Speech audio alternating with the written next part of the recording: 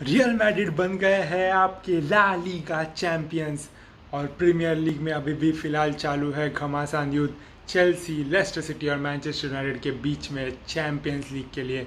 बात करेंगे बड़े क्लब्स के बड़े मैचेस के, ये वीक के बड़े मैचेस के बारे में इस वीडियो में। मैं हूँ एक स्पोर्ट्स क्रेजी फैन, आप ही की तरह स्वागत करता हूँ आपका इस चैनल पर जिसका नाम है स्कोर क्या हुआ।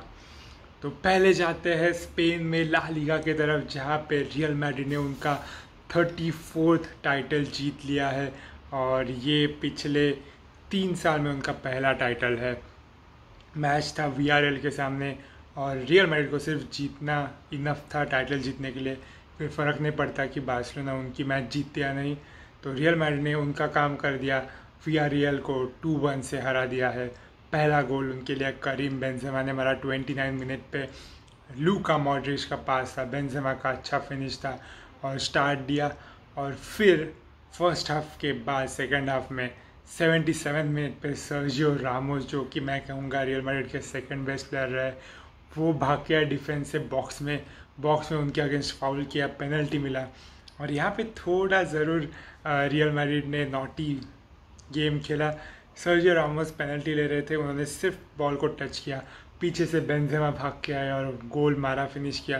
फिर यहाँ पे गोलकीपर ने फाउल दिया और कहा कि बेंजेमा बहुत ही पहले बॉक्स में आ चुके थे, तो बेंजेमा के अगेंस्ट फाउल हुआ।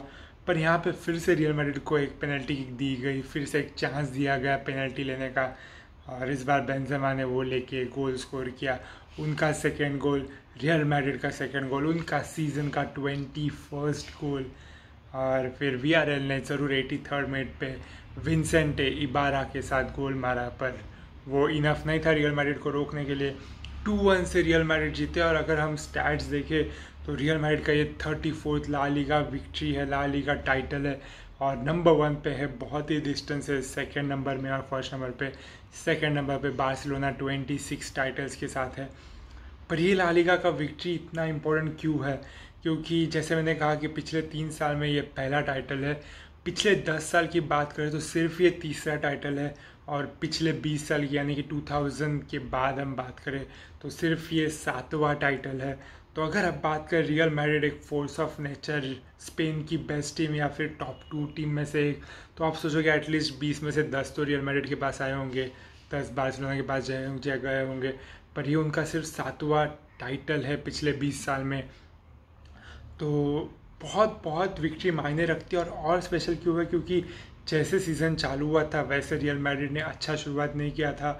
हालांकि सेविया बहुत टाइम के लिए नंबर 1 पे थे और रियल मैड्रिड ऐसे लगा था एक ट्रांजिशन फेज से जा रही है। क्रिस्टियानो रोनाल्डो उनको छोड़ गए पिछले सीज़न में, पर ऐसा लगा अभी तक रिकवर नहीं कर पाए उनका लॉस को। एडन हज़ार्ड को ज़रूर साइन किया, लूका योविक को साइन किया, पर दोनों इस सीज़न में कुछ अपना कमाल दिखा नहीं पाए। हज़ार्ड पहले अनफिट थे, फिर इंजर्ड हो गए और अभी आके भी इतना कुछ इम्पैक्ट नहीं दिखा पाया। लूका जोविक को तो इतना चांस भी नहीं मिला। लूका मॉड्रिच जो थे अभी थोड़े बूढ़े हो रहे हैं, तो उनका भी गेम अभी कम होते जा रहा है। मार्सेलो का गेम कम होता जा रहा है। तो यहाँ पे डिफ़िकल्टीज बहुत थी और बाकी क्लब्स को चांस था रियल मैड्रिड के ऊपर जाने का। पर आई थिंक अगर 3 MVPs मुझे चूज़ करने होंगे रियल मैड्रिड के ये सीज़न के, तो पहले कहूँगा करीम बेंजेमा, जिनका ये लेजेंडरी सीज़न रहा है। अभी तक रोनाल्डो के शैडो में थे, फाइनली बाहर आ चुके हैं और पूरा टीम का जो प्रेशर था, उन्हें अटैकिंग प्रेशर था, वो उन्हें खुद के कंधे पे लिया। बात करें डिफेंस की तो मेरा नंबर 2 MVP रहेगा Sergio Ramos, captain leading from the front, 10 गोल मार चुके हैं सीज़न में। और मतलब बात कर अब स्पेशली जो लॉकडाउन के बाद वाला पीरियड है, तब रामोस ने जो उनका गेम ऊपर के लेवल में पहुंचा दिया है, तो क्रेडिट उनको जाता है। नंबर 3 पे मैं कहूँगा थीबो कॉर्तोआ, क्योंकि पिछले साल में रियल मैड्रिड में और बहुत ही फ्लॉप गए। बहुत लोग उनके मजाक उड़ा रहे थे कि चेल्सी से इधर आके अभी ज़ीरो प्लेयर बन गए, पर मतलब ज़ीरो से अभी हीरो बन गए। 20 क्लीन शीट्स ये सीज़न में और गोल्डन ग्लोव्स मिल गया अभी। और बेहतरीन प्रदर्शन रहा उनका, 20 गोल्स कंसीड किए उन्होंने और 16 क्लीन शीट्स, तो एक्स्ट्राऑर्डिनरी प्रदर्शन रहा है। और बहुत सारा डिफेंसिव श्रेय मैं कहूँगा कि सर्जियो रामोस और थीबो कॉर्तोआ को जाता है। तो यहाँ पे La Liga champions Real Madrid, और रियल मैड्रिड के लिए ये बहुत ही अच्छा मोमेंटम ग्रैबिंग ये रहा क्योंकि उनका ये 10th कॉन्सिक्यूटिव विक्ट्री है। और अगर हम बात करें तो अभी उनका नेक्स्ट टारगेट चैम्पियंस लीग रहने वाला है। वहाँ पे ज़रूर 2-1 डाउन है मैनचेस्टर सिटी से, पर फिर ज़िनेडिन ज़िदान की ये टीम को कुछ भी इम्पॉसिबल नहीं है। ज़िनेडिन ज़िदान की बात करें तो उनका ये 11th टाइटल है एज अ कोच, तो ऑलरेडी एक लेजेंडरी कोच बनने के मकाम तक वो पहुंच गए। लेजेंडरी प्लेयर तो वो थे ही, अभी लेजेंडरी कोच भी बन गए हैं। जाते हैं ला लीगा की दूसरी मैच की तरफ, बार्सिलोना वर्सेस ओसासुना। और यहाँ पे बार्सिलोना को जीतना इम्पोर्टेंट था अगर उनको टाइटल रेस में रहने का है, और अगर रियल मैड्रिड हारती तो। पर यहाँ पे दोनों नहीं हुआ, रियल मैड्रिड ने उनका मैच जीत लिया और बार्सिलोना ने उनका मैच हार दिया है। 15 मिनट पे होजे अनेज ने ओसासुना के लिए ओपनिंग किया, पर फिर 62nd मिनट पे लियोनेल मेसी ने फाइनली फ्री किक पे गोल मारा। उनको उसके पहले 3 चांसेस मिले थे फ्री किक पे, पर गोल नहीं मार पाए। फाइनली चौथे चांस पे गोल मारा 62nd मिनट पे, उनका 23rd गोल ये सीज़न का। और फिर 90th मिनट पे रॉबर्टो टोरेस ने ओसासुना के लिए गोल मारा, और बार्सिलोना के जो भी होप्स थे वो पूरे ख़त्म कर दिए। लियोनेल मेसी बहुत ही डिजेक्टेड थे ये लॉस के बाद। उन्होंने कहा कि अगर ऐसे ही वो नापोली के सामने भी खेले चैम्पियंस लीग में तो नापोली के सामने भी जीत नहीं पाएंगे, जो कि बहुत ही सच बात है। और अभी भी ऐसे लग रहा है कि बार्सिलोना वो 4-0 लॉस जो हुआ था रोमा के सामने या फिर लिवरपूल के सामने, अभी भी वो शैडो में जी रहे। कोच से हैप्पी नहीं है, मैनेजमेंट मिसमैनेज्ड हो गई है, तो बहुत सारे प्रॉब्लम्स है बार्सिलोना के पास। और अगर मेसी खुद इतने डाउन लग रहे हैं, इतने लो लग रहे हैं, तो आई थिंक वो सबसे ज़्यादा बड़ा प्रॉब्लम होगा बार्सिलोना का। देखते क्या होता है चैम्पियंस लीग में। फ़िलहाल तो बार्सिलोना 2nd पे फिनिश करेगी। फिर बात करते हैं तीसरे मैच की, हेटाफे वर्सेस एटलेटिको मैड्रिड। और ये मैच था हेटाफे को उनका 6th पोजीशन मेंटेन करने के लिए, यूरोपा लीग स्पॉट मेंटेन करने के लिए, जो कि वो नहीं कर पाए। एटलेटिको मैड्रिड ने उनको 2-0 से हराया है। एटलेटिको मैड्रिड के 54th मिनट पे उनके सेंसेशनल स्ट्राइकर अभी मार्को लोरेंटे ने गोल मारा, और फिर 80th मिनट पे थॉमस ने गोल मारा। इसी के साथ एटलेटिको मैड्रिड ने फ़िलहाल 3rd पोजीशन मेंटेन किया है 69 पॉइंट्स के साथ, और हेटाफे गए 7th पोजीशन पे 54 पॉइंट्स के साथ। बात करें 7th पोजीशन पे तो 6th पोजीशन पे आ गए हैं रियल सोसिडाड, जिन्होंने सेविया के साथ ड्रॉ किया। 0-0 ड्रॉ था, मैच बोरिंग था, पर इसी के 1 पॉइंट के साथ वो अभी 6th स्पॉट पे आया है यूरोपा लीग स्पॉट पे, और सेविया ने उनका 4th स्पॉट मेंटेन किया है 67 पॉइंट्स के साथ। तो ये थी ला लीगा की स्टोरी। अभी जाते हैं ला लीगा से प्रीमियर लीग की तरफ, जहाँ पे मैंने कहा जैसे चेल्सी, लेस्टर सिटी और मैनचेस्टर यूनाइटेड अभी भी चैम्पियंस लीग के लिए झगड़ रहे, और तीनों ने इस हफ्ते विक्ट्री हासिल की है। चेल्सी ने नॉर्विच सिटी को 1-0 ऑलरेडी हराया था। लेस्टर सिटी का मैच हालांकि बहुत डिफिकल्ट है, उनके ओपोनेंट्स थे शेफील्ड यूनाइटेड, जो खुद यूरोपा लीग के लिए क्वालिफाई होने के लिए कोशिश कर रहे हैं, तो आसान मैच नहीं था उनके लिए, पर कंफर्टेबल विक्ट्री हासिल की है। 29 मिनट पे आयोजे पेरेज ने बहुत ही अच्छा गोल मारा, ओपनिंग दिया, और फिर 79 मिनट पे डमारी ग्रे ने वार्डी के अच्छे पास को फिनिश किया और 2-0 से आसान विक्ट्री लेस्टर सिटी के लिए जिता दी। इसी के साथ लेस्टर मेंटेन किया है उनका 4th स्पॉट 62 पॉइंट्स के साथ। मैनचेस्टर यूनाइटेड ने भी उनके मैच में क्रिस्टल पैलेस को 2-0 से हराया। मैनचेस्टर यूनाइटेड के लिए 45 मिनट पे मार्कस रैशफोर्ड, और फिर 70th मिनट पे एंथनी मार्शल ने गोल मार के उनके लिए 2-0 विक्ट्री हासिल की। मार्शल और रैशफोर्ड दोनों के 17 गोल रहे, तो बहुत ही अच्छा सीज़न रहा है दोनों के लिए। और मैनचेस्टर यूनाइटेड होप करेंगे कि नेक्स्ट सीज़न वो 20 का जो बैरियर होता है वो भी क्रॉस करें, ताकि यूनाइटेड के लिए अच्छा हो। पर फिलहाल यूनाइटेड भी 62 पॉइंट्स पे, लेस्टर सिटी भी 62 पॉइंट्स पे, पर लेस्टर सिटी वो जो 9-0 विक्ट्री था साउथहैम्पटन के साथ, उसके बदले उनके गोल डिफरेंस अभी भी बेटर है मैनचेस्टर यूनाइटेड से, और इसलिए मैनचेस्टर यूनाइटेड के ऊपर है वो। देखते हैं लास्ट मैच जो होने वाला है वो है गेम वीक 38 का मैच, वो होने वाला है Manchester United versus Leicester City, और मे बी वो डिसाइडिंग फैक्टर हो सकता है कि कौन चैम्पियंस लीग में जाएगा और कौन नहीं।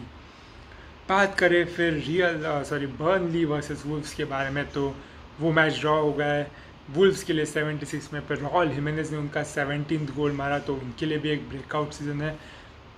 और ऐसे लगा वुल्व्स उनके 6 पोजीशन को कंफर्म करेंगे, पर फिर बर्नली ने 98 मिनट पे क्रिस वुड की पेनल्टी के साथ गोल मारा, 1-1 कर दिया और दोनों को एक एक पॉइंट मिला। बर्नली अभी 10वें पोजीशन पे 51 पॉइंट्स के साथ और वुल्व्स 6 पोजीशन पे 56 पॉइंट्स के साथ, पर उनके बहुत ही नज़दीक आए हैं। अगली टीम के बारे में बात करो, टोटनहम हॉटस्पर जो कि 7 पे आए हैं, न्यूकैसल यूनाइटेड को हरा के न्यूकैसल यूनाइटेड को 3-1 से हराया स्पर्स ने और बहुत ही अच्छी विक्ट्री। स्पर्स अभी थोड़ा मोमेंटम गेन कर रहे हैं, आर्सेनल को हरा चुके हैं, अभी स्पर्स न्यूकैसल यूनाइटेड को भी हराया। 27 मिनट पे उनके लिए यूमिन सन ने ओपनिंग की और बहुत ही बेहतरीन फिनिश था सन का। फिर 56 मिनट पे मैट रिची ने न्यूकैसल के लिए गोल मारा और वो गोल रॉकेट जैसा का सुपर गोल था मैट रिची का। पर फिर 60 मिनट पे हैरी केन ने हेडर से गोल मारा, बर्जवाइन का अच्छा पास था, हैरी केन ने अच्छा फिनिशिंग किया और फिर 90 मिनट पे केन ने और एक अच्छा फिनिश कर दिया। लमेले का बॉल रिबाउंड हुआ था, केन परफेक्ट पोजीशन पे थे, उनका 15 गोल सीजन का और इसी के साथ 3-1 से स्पर्स ने न्यूकैसल यूनाइटेड को हरा दिया और इसी के साथ पहुँचे 7 पोजीशन पे 55 पॉइंट्स के साथ, वुल्व्स 6 पे 56 पॉइंट के साथ। और अगर वुल्व्स का अगला मैच होगा, लास्ट मैच होगा चेल्सी के साथ, तो अगर वुल्व्स वो मैच हारते हैं और स्पर्स उनके 2 मैचेस जीतते हैं तो क्या पता होजे मोरिन्हो फिर से यूरोपा लीग में होंगे। फिर बात करते हैं मैनचेस्टर सिटी वर्सेस बॉर्नमouth के बीच में और मैनचेस्टर सिटी ने बॉर्नमouth को 2-1 से हरा दिया है। मैंने मेरे प्रीव्यू में कहा था कि बॉर्नमouth 1 गोल तो स्कोर करेंगे और उन्होंने किया स्कोर, पर मैनचेस्टर सिटी के लिए हीरो ऑफ द मैच थे डेविड सिल्वा, उनका लास्ट सीजन चल रहा है। 6 मिनट पे उन्होंने फ्री किक पे गोल मारा और ये उनका तीसरा गोल रहा फ्री किक के मैनचेस्टर सिटी के लिए और ये पिछले 5 मैच में उनका दूसरा गोल है फ्री किक पे, पर उसके पहले 300 मैचेस में उन्होंने सिर्फ 1 गोल मारा था फ्री किक पे। तो बहुत ही अच्छा कह सकते हैं, अच्छा free kick taking skills David Silva का। और फिर 39 मिनट पे गैब्रियल हेजूस ने बहुत ही अच्छा, मतलब जो उनका बॉक्स में स्किल्स था, डांस किया थोड़ा बॉल के साथ और बेहतरीन फिनिश किया, डिजर्विंग गोल था। और अगर सिटी कह रहे कि सर्जियो अगुएरो के रिप्लेसमेंट गैब्रियल हेजूस है तो ये गोल बहुत ही अच्छा प्रूफ है उसका। 88 मिनट पे डेविड ब्रुक्स ने बॉर्नमouth के लिए गोल मारा, पर बॉर्नमouth ड्रॉ नहीं कर पाई, जीत नहीं पाई और इसी के साथ अभी भी फ़िलहाल रेलीगेशन जोन में और मोस्टली रिलीगेट हो जाएगी अगर ऐसे ही खेलते रहे। मैनचेस्टर सिटी ने सेकंड स्पॉट कंफर्म कर ही दिया था, पर अभी 75 पॉइंट्स पे पहुंच गए हैं। और फिर बात करते हैं ये प्रीमियर लीग के गेम वीक की सबसे बड़े मैच के बारे में, आर्सेनल वर्सेस लिवरपूल। और क्या गेम था, किसने एक्सपेक्ट किया था कि आर्सेनल लिवरपूल को बीट करेगी और वो भी इस वजह से बीट करेंगे कि वैन डाइक और एलिसन के गलती के वजह से बीट करेंगे। किसने एक्सपेक्ट किया होगा, किसने प्रेडिक्ट किया होगा, पर यही हुआ। स्टार्ट लिवरपूल ने बेहतरीन किया फिर से एक बार 20 मिनट पे रॉबर्टसन और माने के बीच में सुपर लिंक अप, रॉबर्टसन का बेहतरीन पास, माने का गोल, रॉबर्टसन का 10वां असिस्ट, माने का 17th गोल। और ऐसा लगा लिवरपूल अभी आर्सेनल को धूल चटाने वाली है, पर फिर 32 मिनट पे लिवरपूल के बॉक्स में बॉल था, वैन डाइक खड़े थे, वैन डाइक ने पास किया एलिसन के पास और वैन डाइक का जो पास था वो एलिसन के नज़दीक भी पहुंचा नहीं। लाकाजेट वहाँ पे मौजूद थे, उन्हें बॉल पोच किया, एलिसन को बीट किया और गोल्स किया, 1-1 हुआ। ठीक है 1-1, अभी भी आर्सेनल का डिफेंडिंग इतना अच्छा नहीं है तो लिवरपूल को होप था गोल करने का। पर फिर 44 मिनट पे इस बार एलिसन के पास बॉल है, एलिसन बॉल हाथ में ले सकते थे या फिर फर्स्ट टच ले सकते थे और सेकेंड टच पे किक कर सकते थे, उन्हें नहीं किया, कुछ प्रेशर नहीं था तो भी उन्होंने नहीं किया और बहुत ही वीक फर्स्ट टच पे पास दिया सीधा आर्सेनल के लाकाजेट के पास। लाकाजेट ने बहुत ही अच्छी तरीके से बॉल लिया और पास किया रीस नेल्सन को और नेल्सन ने गोल मारा 44 मिनट पे। इसी के साथ 2-1 से आर्सेनल लीड कर रही थी और फिर पूरा सेकेंड हाफ उन्होंने उनके हर एक प्लेयर उनके हाफ में रखा, डिफेंड किया, कह सकते हो आपकी वॉल सेटअप किया था। लिवरपूल ने बहुत कोशिश की, माने और रॉबर्टसन बहुत कोशिश करते, नाबी केटा ने भी आके थोड़ा ज़रूर कुछ कमाल दिखाने का कोशिश किया, पर आर्सेनल के सामने उनकी कुछ चली नहीं। आर्सेनल ने बहुत ही बड़ी विक्ट्री हासिल की 2-1 से और इसी के साथ एक कंफर्म ज़रूर हो रहा है कि लिवरपूल ना कि इस पॉइंट का रिकॉर्ड ब्रेक कर सकते मैनचेस्टर सिटी का, ना वो 100 पॉइंट्स सेंचुरियन बन सकते हैं। मैक्सिमम वो पॉइंट्स अभी सीज़न 99 कमा सकते हैं अगर अगले 2 मैचेस जीते तो। पर ज़रूर एक अच्छी बात ये होगी कि नेक्स्ट वीक उनका आखिरी होम गेम है चेल्सी के सामने, और तभी उनका ट्रॉफी लिफ्टिंग सेशन होगा, तो वो देखने लायक होगा। पर यहाँ पे आर्सेनल के लिए बड़ी विक्ट्री, 2-1 से पहुँचे हैं 9th पोजीशन पे 55 पॉइंट्स के साथ, और 53 पॉइंट्स के साथ लिवरपूल 93 पॉइंट्स पे नंबर 1 पे। फिर जाते हैं अभी इटली की तरफ, फटाक से उनका क्या चल रहा है वो देखते हैं। इटली में पहला मैच था बोलोग्ना वर्सेस नापोली, जो कि ड्रॉ हुआ 1-1। नापोली के लिए कॉन्स्टेंटिनोस मनोलास ने गोल मारा 6 मिनट पे, पर फिर बोलोग्ना ने इक्वल किया। फिर मैच था AC मिलान वर्सेस पर्मा, और AC मिलान जून के फॉर्म में यूवेंटस को हराया है, लाजियो को हराया है, और अभी नापोली के साथ ड्रॉ किया था, और अभी पर्मा को भी हराया, 3-1 से हराया।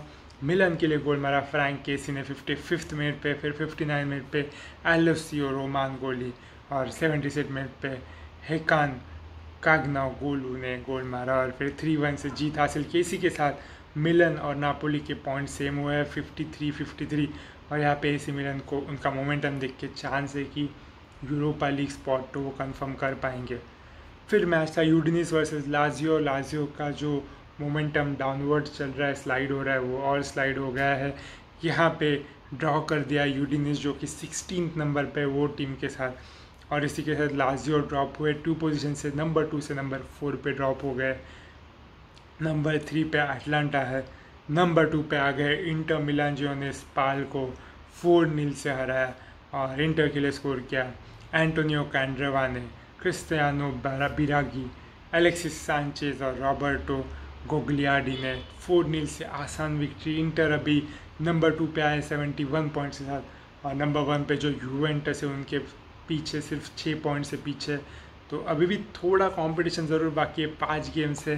क्या यूवेंटस फॉल्टर करेगी, क्या इंटर ऊपर आएगी, देखने में मज़ा आएगा। यूवेंटस की बात करें तो यूवेंटस का मैच था सासुओलो के साथ, जो कि नंबर 8 टीम है, और बहुत ही अच्छा गोल स्कोरिंग कॉन्टेस्ट हुआ, 3 ऑल स्कोर हुआ।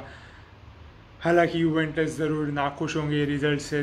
5th मिनट पे दानिलो ने बहुत ही अच्छा गोल मारा था, कॉर्नर था, प्यानिक ने सीधा बॉक्स के बाहर दानिलो को पास दिया, दानिलो ने अच्छा फिनिश किया, उनका बर्थडे पे उन्होंने गोल स्कोर किया।